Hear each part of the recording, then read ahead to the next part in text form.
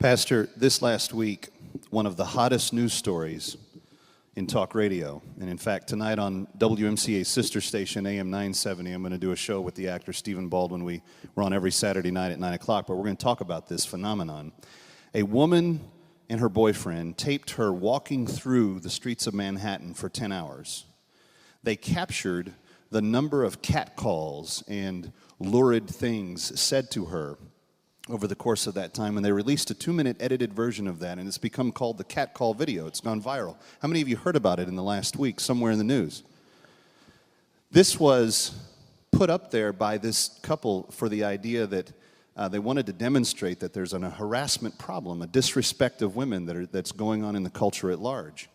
It's opened up a lot of other discussions, but the fact that it took off to the degree that it did demonstrates that there is a societal disconnect between this idea that we can have all of this sexual liberty and have all of this access to pornography and usage of pornography and every other kind of thing, and still have people in everyday, day-to-day life being treated with respect, even as they walk down the street, minding their own business.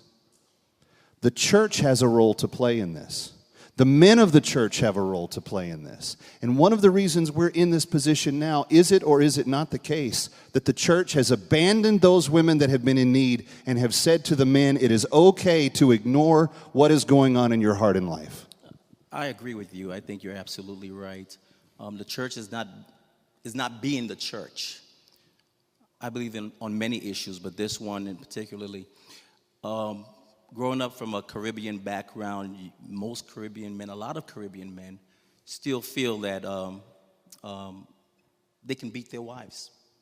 It's my right. I find that in the scriptures, sometimes men take the scripture where it talks about women being a weaker vessel, and they equate that with her value. Okay, being a weaker vessel does not mean that you are devalued. For example, I usually teach the men this. You take a silver dollar and you take a paper dollar, which has more value? They have equal value, but they are different in substance. The silver dollar is made of metal, the paper dollar is made of paper, but yet it still has value. You go to buy something in the store for 75 cents and you pay with either one, you still get back 25 cents. So when we begin to shift from thinking as women as a weaker vessel and equate that with no value or lesser value. And it's in our society. Women gets paid 77 cents to the man's dollar. So you can see the mindset is permeating in society.